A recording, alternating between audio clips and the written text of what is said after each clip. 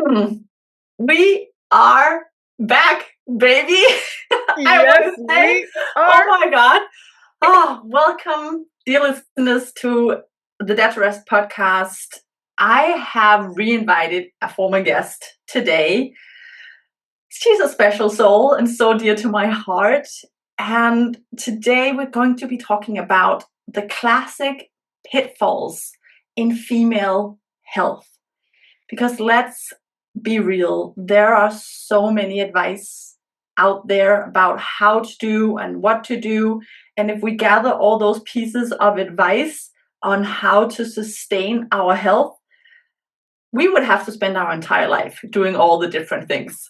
So I have invited in AJ today because she is I want to call her a health optimization specialist. She's a hot Yeah. fucking mama. And what she does is that she really can help you and us and all of us like pinpoint what are the important things to do to really have a happy, healthy body that feels good in a simple way. And if you Yeah. know anything about the Dare to Rest world, you'll also know that the core concept of what I teach in Dare to Rest is the grounded to grow concept. And this really is all about having a body that feels good to be in. Because if we don't have that stable foundation, it's not like we can't go anywhere, but eventually it's going to set us back. So we want that stable foundation. And that's why I'm inviting in this conversation today with AJ, covering all the different things. So thank you so much, babe, for coming back. This time we're actually going to stick to the planned agenda because we didn't last time, but I love that you're here. Just come say hi. Hello, hello, hello. I'm so happy to be here. Like having a discussion with you is always delicious. And so last time we wanted to we are guided like with our desires and what we want to be sharing. And I feel like last time like there was something on our heart and a discussion we wanted to open up about. And today I'm so happy we have the opportunity of like coming back and focusing also like on women's health, and everything we discussed in our first discussion is really related to that as well, because it's profound. Our menstrual cycle, relationship with our body, sexuality, and all these things are key parts of our health. And today, speaking about lifestyle, and I'm going to share with you because like you said, I'm for me what I love most in life is helping women to feel freaking amazing in their bodies. And Mm. for me, like this is like we were born to thrive, to feel good. And I speak from a point of view of once in my life, I was a woman who didn't like her body. I had so many complexes. Actually, I had a pretty negative relationship with myself, my body. Like for me, I grew up thinking I'm not enough, not fit enough, um not skinny enough, not this enough, too much of that. Like it was just what I integrated. And at some point in my teen years it became eating disorders, and it became like me having a really really tricky relationship with my body image, but my food. And what happened is at that same time that I developed a really tricky relationship, and I was so scared of gaining weight, and I was so clueless because I was hearing all these diets, all these trends, and do this, don't do that. And I wanted to feel good in my body.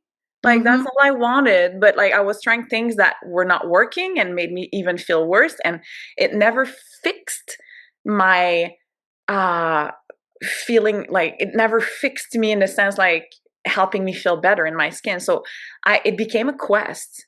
And so that's why I did my degree in nutrition. That's why I did. And I do my studies in healthcare science, like health sciences, and then nutrition. And then like I just became a geek about everything and anything that could help me feel good. It was really about that. And I I love that. And that just perfectly explains. So in human design, you are a 1-3 projector. And it really is all that data, like, oh, I need to be the geek to gather all Yeah, the things, to get yeah, all the information. And then yeah, the 3 line like wants to try it out and figure out the perfect way. So and with your short yeah, projectiness, it's the perfect thing, and everything makes so much sense. I love yeah. what you just shared about having that body image that really is troublesome. It Mhm. actually, you almost made me want to cry. Like you touched something in me with just with those words. Mm, I think we all have that experience, and I was just reminded that I'm actually back in that phase right now mm, where I am not in love with my body. mm.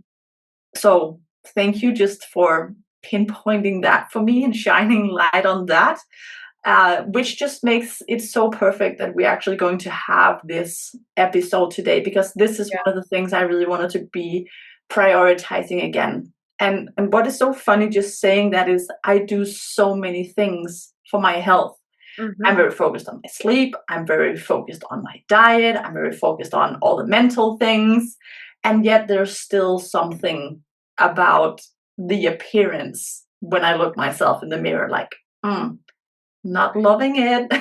You know what? I feel you. Like that was me. And so that's why I'm so passionate about what I do, because over these years, I've studied, I tried, I restudied, I hired the best mentors, the best coaches. I've worked in fitness. I became a personal trainer, and I realized that a lot of women, there are things that are not optimal in what we do in terms of movement training.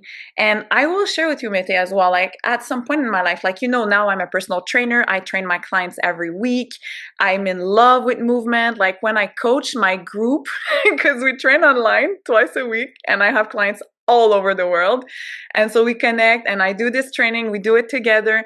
And for me, it's like we're making love to our body when we're training. Like it's really Mm. what it is. Like you're powerfully lifting weights and feeling your body and feeling powerful. And so for me, like it was not always like that. That's why I shared that story, because I used to not train. I used to be I'm I mean, I was a geek from the get-go, so I'm like super intellect and reading and research, but like so I was not training, I was not really active. It was not really in me. And Mhm. some people have it more natural to be to tend to like want to do sports and they're like more naturally athletic. That was not me. I'm like the geek uncoordinated. And and now you see me in a personal trainer and like I'm in super great shape. And why I was able to get there is because I reversed engineered what it takes to be in the best shape in the simplest way. And why I'm sharing that is that at some point when I started training, I realized, okay, I will say somebody changed my life, and this person, I married him. And Mm. my partner, my husband, David, he was a personal trainer, a sports therapist. He's a genius about biomechanics, the human body movement, and he's sexy on top of that. So, wait, jackpot. Hello. And he was my first personal trainer. And at that time when I met him, I had just graduated from university. So I was like all into nutrition, understanding, wow, when I eat this, when I combine it, when I do this, oh wow, it helps me feel good. But I didn't have the movement optimization component yet. And Mm. he was the one who brought it to me. He taught me. He helped me create a way of moving my body and fall in love with training in a way that serves me feeling my best. And what happened is that I was scared to gain weight. I was scared to gain volume. So I felt like I didn't want to do weight training because I don't want to get bulky. Like I just want to get a little bit more defined and feel fit. So I don't want more volume. I don't want to get on the scale and gain weight. And what happened is I realized while he was training me in our first years, and then I did fitness competition, I realized that the more I was strength training, and when I say the more, I don't mean like 5 hours a day, but I mean, like the more I was not scared of taking heavier weights while respecting my body, but because I'm all about, I don't want to injure myself either, so I'm not going to do crazy thing that's super heavy and it puts myself at risk. Like I'm also thinking long term here, but Yep. like like when I challenged myself with heavier weight, like the gains and how I felt powerful, I felt limitless, I felt proud of myself, like lifting a little bit heavier than last year or whatever. So and I realized that I saw my body change and the best way, like, so I was like, okay, these Yeah. heavier weights are not making me look bulkier, or like, so that fear that I just threw it out the window because I experienced it. And also that's one of my biggest desire when I, like, this discussion is also really here to empower women to bring, like, to to go back to or come to for the first time, because like for me it was the first time. I was not an athlete at first, and then I started training. And so to really understand how strength training is not only useful for health, like gaining muscle, but also gaining muscle helps with hormones because it's an endocrine organ, and so it has an impact on how we metabolize glucose. And so it can really help us prevent insulin resistance and other healthcare issues. So that's super cool. But also, like, feeling fitter in our bodies, like lifting heavier a little bit is really where it's at. And so, but I understand sometimes we life happens, eh? And Yeah. And sometimes we lose exactly, our momentum. you're touching on some really important things here, because first of all, I hope everyone picked up on you saying that strength training and moving your body is like making Yeah, love to your yeah. body. Like, can Oh we just yeah, rephrase yeah, strength training and movement yeah. in general from Abs- that of being a punishment to being a dedication of love to your body and to yourself? Like, yeah, this is the vessel that you are going to live in yeah, this lifetime. How much love can you pour into it? That's how we want to focus on it. Not like, I have to run for 30 minutes because I ate a piece of cake. Fuck no. We don't want to do that. Like, not at yeah. all. And secondly, what you're saying here, and I really think that's an important aspect, and just thinking about it for myself and where I am right now, Mhm. that feeling of feeling strong in your body. And this doesn't mean Yeah, that you have to be able to lift heavy weights, but when you feel strong in your body, it does something to you mentally and emotionally. Like, you feel stronger, you yeah, are more solid in yourself, and it's the best yeah. feeling. So it's not about being the one who can lift the heaviest weights whatsoever, No, and but when you have a sensation of strength in your body, it's not only your physical strength. no, and heavy is relative. And let me just debunk it right here. You don't need to go to the gym to Hmm. gain strength and to feel strong in your body. Like I since I became a mother and we moved provinces, and we at some point I right now I'm living so far from the gym, and I practically only train from home.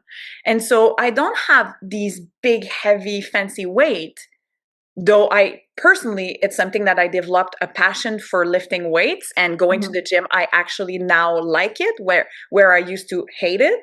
So it can change. Our relationship with the gym and training can change.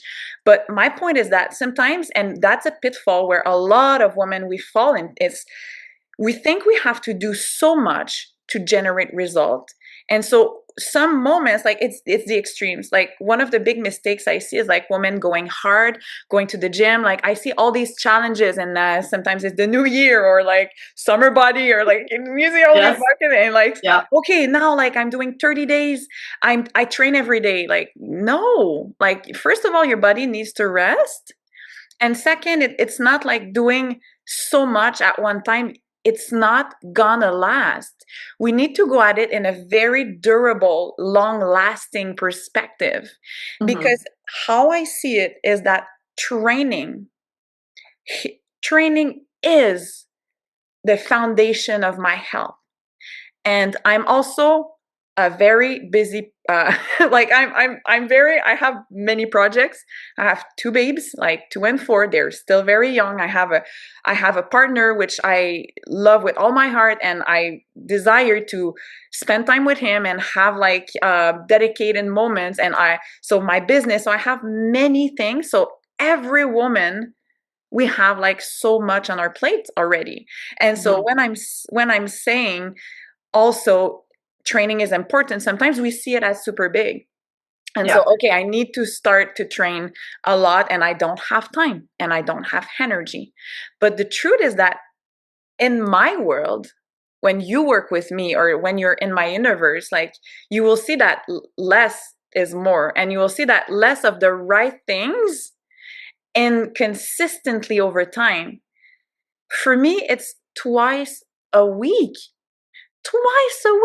that I And that's so wait. durable It and is doable. doable. Listen, some periods of my life I've been pregnant. Some periods of my life I've been postpartum. I now I'm still heavily sleep deprived, and like, so what? I stopped training because I don't have the energy. One girl was asking me, but AJ, how do you do it? Like, the business, the kids, your husband's deployments. Well, I do the minimum. Like, I have a really minimalist approach to fitness. And that's why it works, because life happens and space sometimes is limited, and so is energy. But the thing is, it helps me leverage my energy, because when I do train, it makes me feel so proud of myself and happy. And I was sharing with you, like, the trainings that I do are 30 to 60 minutes. And one of my pillars, and I really recommend that to every woman, is to really lock in 2 sessions of weight training every week. Could be 30 to 45 to 60 minutes, doesn't matter, as long as you work all your muscles every week. So you can do like 2 full bodies a week, where you Mhm. hit, like, you do squats. I was sharing with you just before we went on air that I train from home, right? I'm trained in my living room, like basically right there. And I don't need to have so much stuff. And I've been training for years on my house, and I've done so much with so little equipment, because I'm a geek also. I became a geek because I became a personal trainer after like having my specialization in nutrition. And now I do like all these trainings and all these variations, like when you do squats, hip thrusters, deadlifts, and all the good stuff, and then work your upper body. So sometimes I do a split.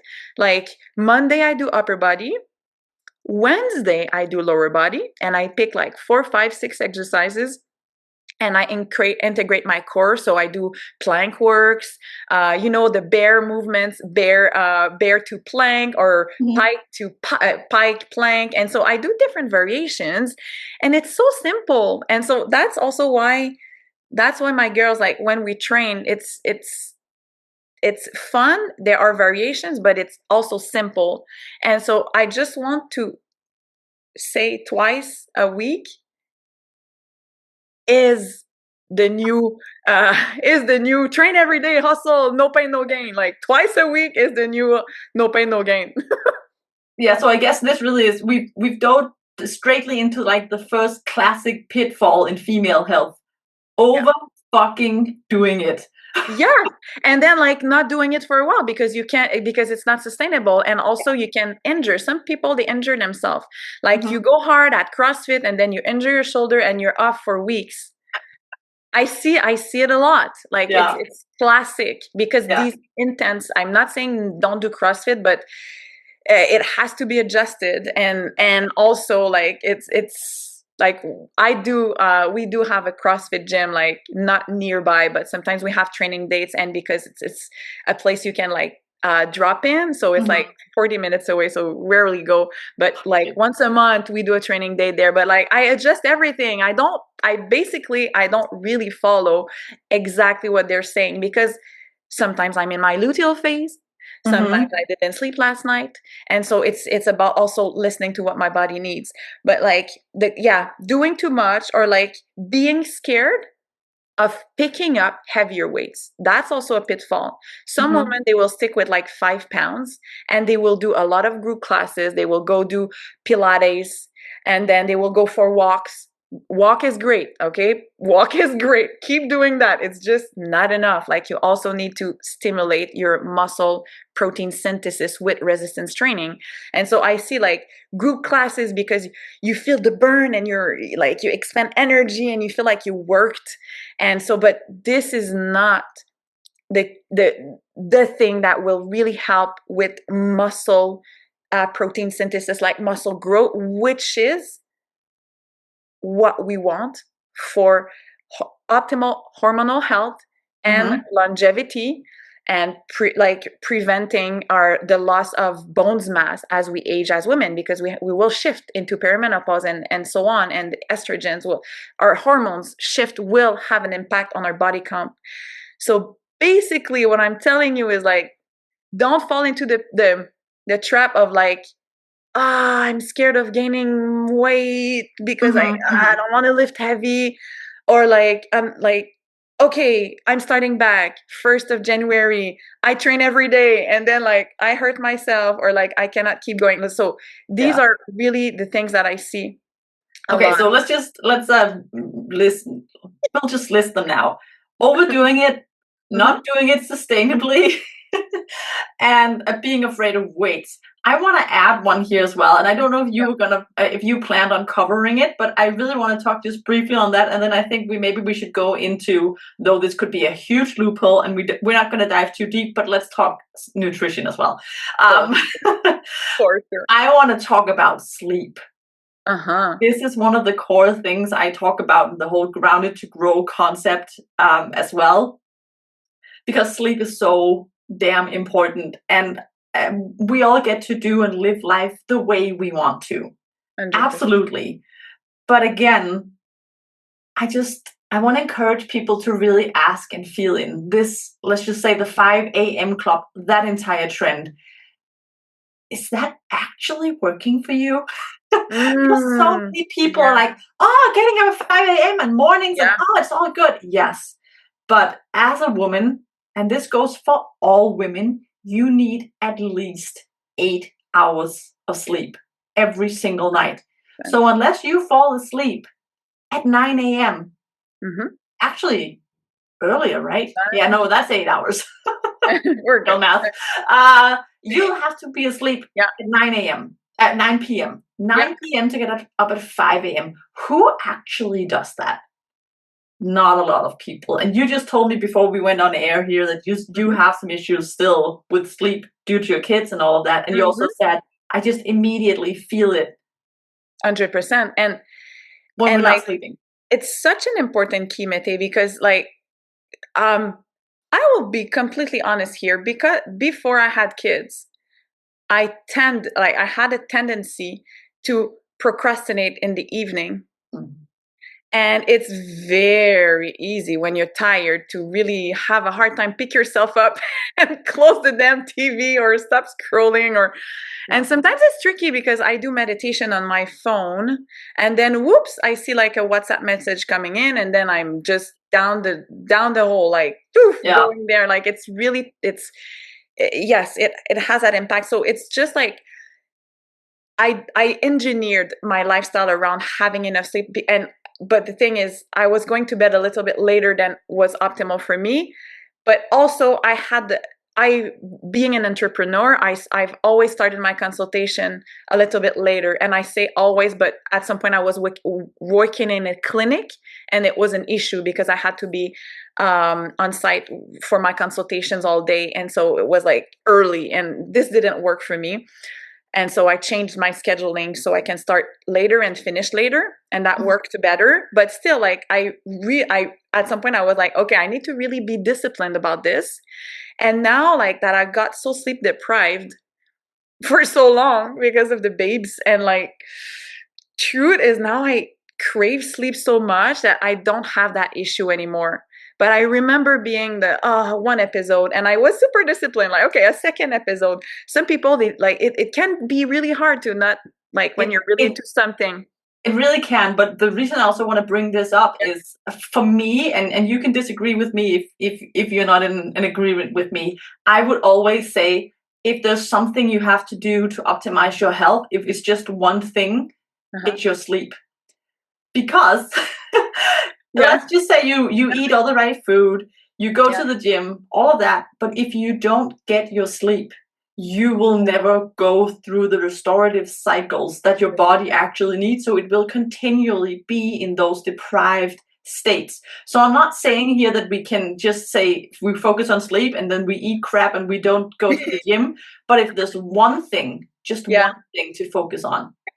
And the truth is, because your sleep will impact your decisions in the day as well. Yeah. So, and that's what's something that being a mother and like having that sleep reality that I don't control anymore. Like I used to be able to control it, and I was like, oh, let me just watch an episode. But like, anyways, like, but now like I don't have 100% control over it, and I see, and like I want to say, some like putting focus on that and making sure for me, like no screens before bed, like my screens stop at a certain point.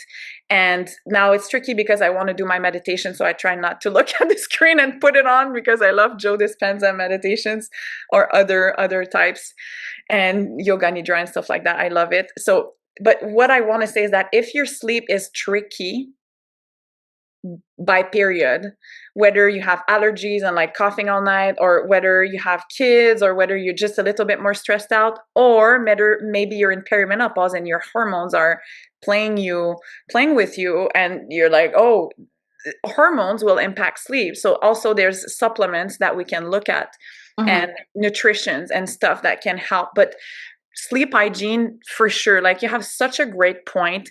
And if it's not optimal, we need to compensate in the day. And so for me, that's why like I have different pillars in how I work. And you have like the functional nutrition, optimal movement, relationship with body. So I have different pillars, and one of the pillars is regenerative practices. And so that includes the sleep, and also it includes what you do when, like, in certain phases of your cycle. For example, luteal phase, you need a lot more regenerative practices, like just to calm your nervous system down, because we're just more sensitive in that period because of hormone status. So like that's why like yoga nidra, walking in nature, feet in the ground when it's not minus 30, or maybe still I'd say still go outside in the winter. Yes, like plant your feet solid in the ground. Okay, I'll do it. Like, I'll do that, like, because connection with, with the crown, and like, so all these things. So for me, when I am more sleep deprived, because my kids woke me up many times at night, broken sleep it impacts you. Like I feel it right away. And when we can change it and optimize our sleep hygiene, I will say definitely like it's up there in our priorities. And if we don't have control over, it's necessary to bring rest in our days. And I know it's challenging because we're used to performance and go. And for me, it's something that I built in my lifestyle a lot more the past 2 years with deployments of my husband's not sleeping enough. And I reduced my work. Like I made a conscious decision to be a little bit less productive and actually be very productive another way by regenerating myself. So I've put like many practices, like just randomly in my day. Like I go on the floor and I put my legs up the wall for like 10-15 minutes. And so, like so good for the nervous system. And then randomly, like the days that are more challenging, I go up in my room and I put my eye cover and I just regenerate for 30, 60 minutes, depending. That sometimes it's just 10 minutes if that's all I have. But this is really important because you can train, like you said, you can eat well, but if we don't sleep enough or we don't recover enough, like the nervous system is all over the place, overstimulated, like the mental load of everything. And so it's this stress has an impact and can really block weight loss. It really can. also directly and indirectly with the decisions, like we eat or stress eating or stuff like this. So it's definitely like one of the pitfall to like to not really consider sleep or to not have enough regenerative practices. Yeah, Like to compensate built if we in, don't have the sleep. built Yeah, in. exactly. Yes, like I really invite our listeners to, like what is your game plan for regeneration? Do you have one? Like, do you do it like a few times in the day, or it's just like a weekly thing, or like it needs to be daily and more volume of regenerative practices in certain periods of the cycle? So we what we want to say is dare to rest. Damn right.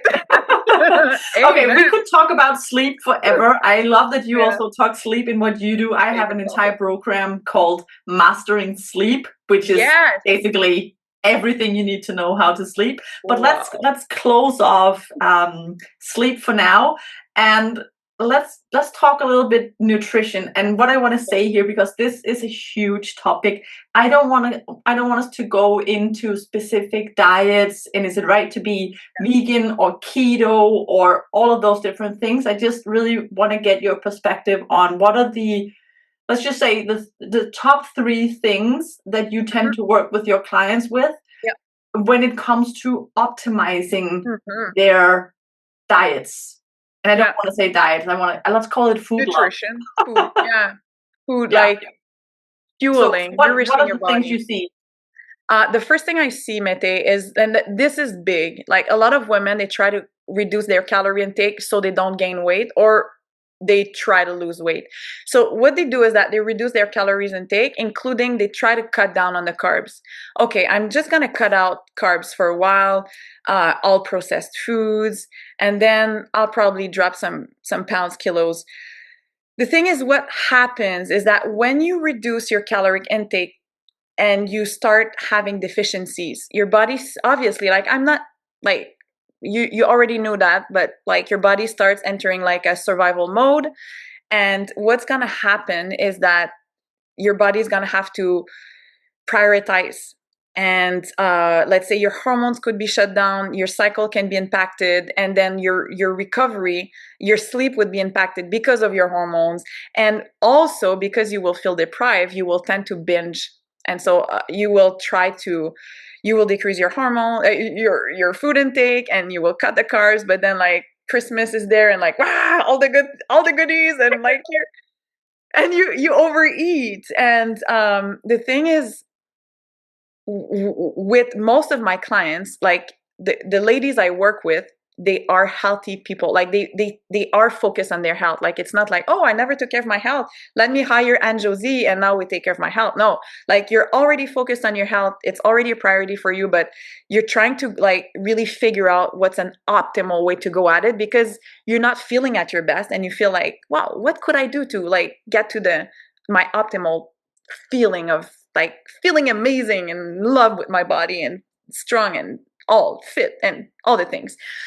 And so when we start working, I look at their nutrition and I see this pattern of like lacking carbs. And it's really ingrained in us. Like they really like convinced us that carbs is demon. And and for sure, like there are refined carbs, and when we when we have too much of like white breads, croissant, refined carbs of all kinds, sure, too much of that is not optimal for the body because it's refined. You don't have fiber. There's no satiety impact. It peaks with blood glucose. Okay, like, but having a little bit of that, and also once in a while, like I call it my 80-20. This is also a big pillar in how I work, is that we build your optimal nutrition for you in terms of your scheduling, your preferences, the types of food you like, all the things aligned with you. And then it's not about following this all the time. It's about, this is what I'm aiming for. And I also have the flexibility. And so you will see me have cupcakes. You will see me have a drink, but not in my luteal phase because it doesn't work. Like the price to pay, the price to pay for me is not worth it. But like, yeah, you will see me have a drink. You will see me have a cheesecake. Like I do have those little I would call it less Pleasures. food. Like it's like it tastes good in my mouth and I appreciate it. And so I call it my 20%. It's my little 20% of freestyling extras. And it's not cheating because it's part of the plan. These foods are important. So there's no cheating here.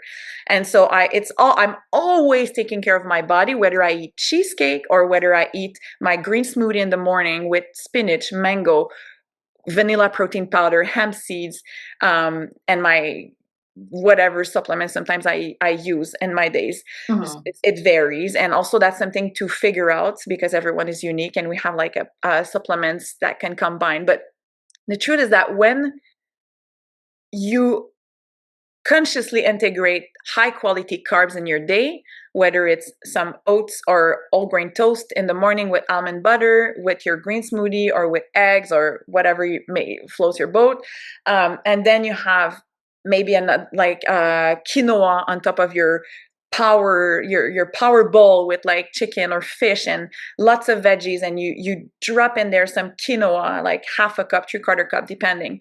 And then for supper as well, like at least twice a day to make sure you have high quality carbs is a game changer. And a lot of women are trying to put it aside, but then they get hungrier. And ovulation is glucose dependent. You need to have enough carbs in your body. Like this is my opinion based on everything I've read, based on the research I've done. And some people have different opinions, but yet I see a lot of people trying to go the other route of like no carbs, and it has consequences. We'll just leave it there. Okay. Yeah. And so for me, like the best way I've found and I've seen success in my 16 years of practitioner as a nutritionist, optimal health coach, is really like we build in the right amount of carbs for you so you feel good. One of my clients was saying to me, like, I can't believe I was trying to put it aside when now I feel so much better eating it, and it like I have so much variety, and I was just trying to cut it when it's actually serving me. Yes, exactly.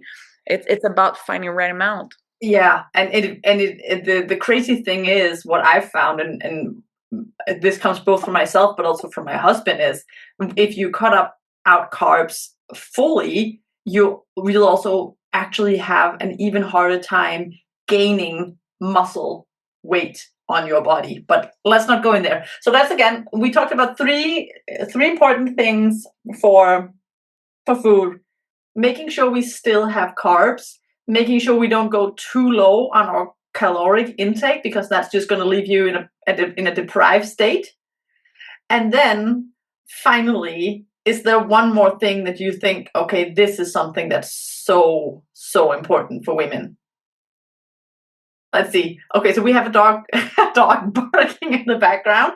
Let's just Give me one. Okay.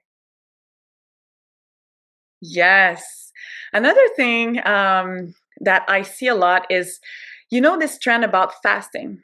I see a lot of women trying to fast, thinking there's going to be autophagy and that's going to help with their longevity or whatsoever. And the thing is, even though everyone is different, and I know some people are into that, and you can do it for different reasons. It can even be spiritual reasons or challenging you. But how I see it is that my body is a temple, and the way I nourish myself helps my body feel safe, feels valued, feel honored. And when I, let's say, feel hungry and decide to ignore what my body's telling me, for me, it's not coherent with that vision that I have of treating my body like a temple and honoring my needs. So for sure, and also we have now more studies. I love the work of Dr. Stacy Sims. She's a researcher and she has dozens of studies and she works with women health. She's amazing.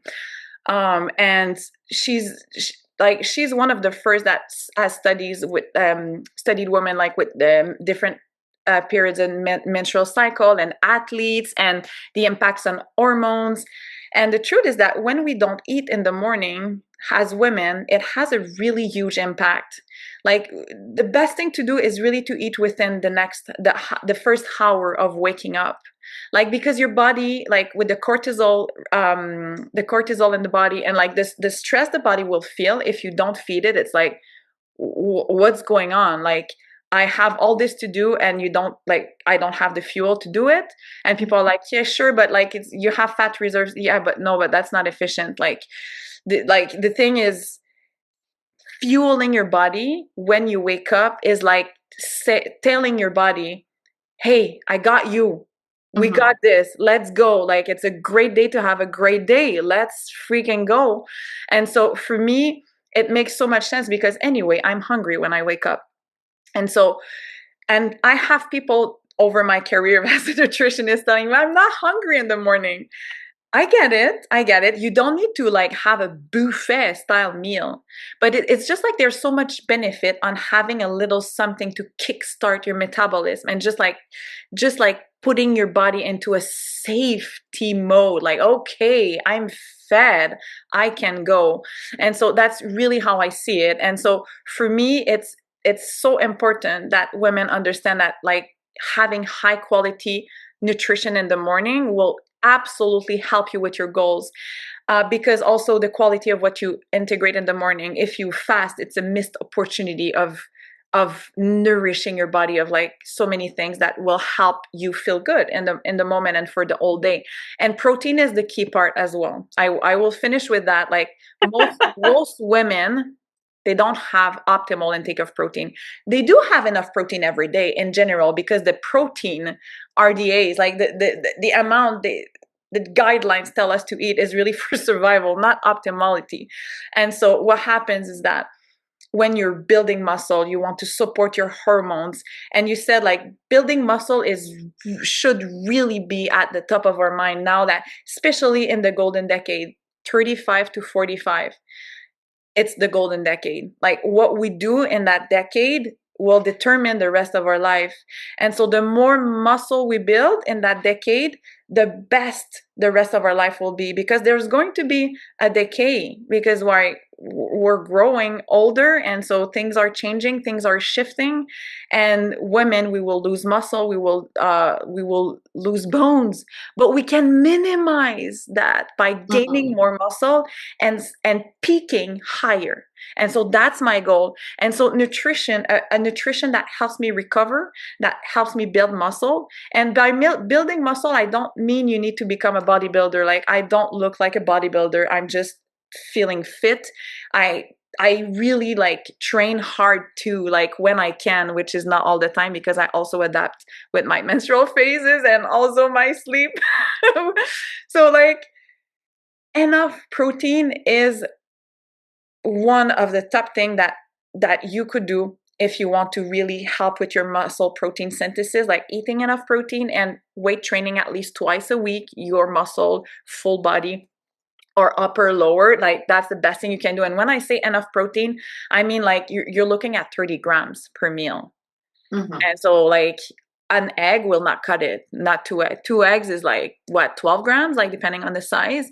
No, it's not enough. So you really, and some people, they're like, oh, I have a toast with peanut butter on top. Yeah, that's like 4 grams, depending on the type of bread you have. Like it's not, like it's not, it's not work. It doesn't work. It doesn't work. Yeah. So, and like people are like, okay, but like I need to like stuff myself with big amount of protein in the morning. Like how do you do that? Well, there's so many ways to do it easily, and you can also split your breakfast in two. Like I do that. I start my day with my kids. Within the first hour of my day, like I prep smoothies for them. I do have a few sips because I share with we're all three, because my husband is already at the base on like from like 5 6 a.m. Like he's not there in the mornings. And so I prep smoothies and I make myself an whole grain toast with lots of fiber in there, and I put like almond butter. So I have protein, a little bit of protein in the smoothie I shared with my babes, and as well I have a little bit of protein in my toast, but not a lot. But then like next hour or so, I'm making myself like a big green smoothie just for me. I don't share with anybody. This one is for me. And I have, like I said, like hemp seed protein powder. And so I have myself like a 30 40 grams within that those two moments. Mm-hmm. And so that's what I invite you guys to do. Like, look at your food in your days and try to see where you can increase and make sure you have enough protein. And sometimes people will, oh, if I add protein, I'm gonna gain weight. No, if you add more protein, you're gonna feel a lot less hungry in general in your day. It's gonna help you have servings that are more aligned with your real needs, instead of like not being super full and then like looking for snacks all around and all day, all night. Okay. So like protein is a big thing here, and like making sure it works for you. Yeah, and we really also have to appreciate that the fact that when our metabolism worked, and the more muscle we have, the higher our metabolism actually is, the more we burn. And that's why we Yeah. also want to feed the muscles. Oh, True. babe. Absolutely. Okay, we could go on forever. Like Forever. this is what you and I do, and you especially. It's also part of what I do. I love these conversations, and we've touched on so many important things.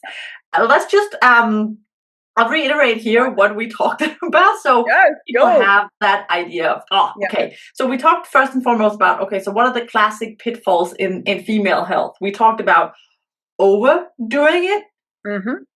not doing it in a sustainable way. We talked about being afraid of lifting weights. Mm-hmm. We talked about prioritizing sleep, and probably even as the first thing, because sleep is everything. And if we don't have sleep, then what's the plan for having like regenerative practices? Mm-hmm. And then we briefly covered as well here the diets, where we talked about the classic pitfalls as it comes to females in diet, which was not allowing ourselves to have carbs, to go too low in calorie intake. Mm-hmm.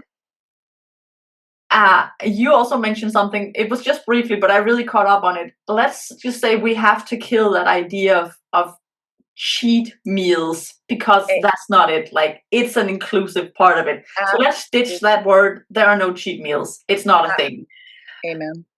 No fasting. I want to say a fucking men to that. I so agree.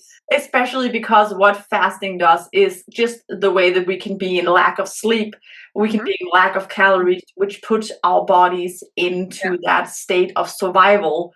Mm-hmm. And I want to say even like a functional state of survival, because we're still doing everything, but we are not regenerating, and we're not giving ourselves all the things we need. So this was a very potent episode. Yeah.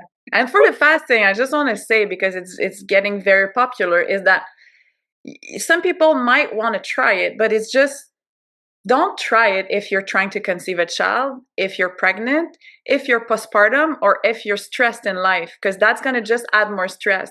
So whenever you're not stressed at all, and like your life is perfect and you want a little challenge and see what, like, maybe, but it's just like, it's an extra stress that for me, there's so many other things that would serve the health so much more before even considering to go there. And and I so agree. And I would even say, if you're a menopause, perimenopause, don't do like fasting either. So really when like you want to fuck up your hormones, do that. Like, but truly it's really about safety in the body. And I think like it's full circle to what we were discussing at the beginning. For me, how I see health, taking care of our health, it's really a matter of like looking our body as the most precious, the most amazing, the most formidable. Do we say that in English? Is that a word in English? Formidable. Like, it's just like just look at your body and like realize that body has taken you like to do all those experiences in life, and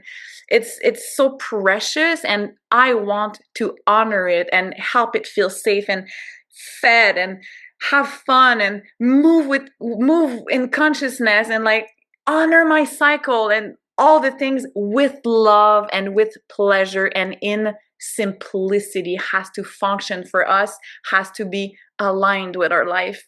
So like, I'm so happy I got to discuss health optimization for women together, and the most popular mistakes I see, and like by rewriting how we do things and avoiding those mistakes, we can really put in place a lifestyle that serves us and that helps our body to reach that optimal. Like I want every woman to look themselves in the mirror and be like, God damn it, I love myself. I love my body. And like, that's where I'm bringing my clients. And it's not about perfection. It's not about looking like the AI version of like whoever. Or a Like, particular size or anything. yeah, No. yes, we have curves, there's movement, we have a body in motion, there's softness. Like getting fitter is not about becoming a rock and nothing moves after. Like I have flappy arms when I don't contract, like we all do. Like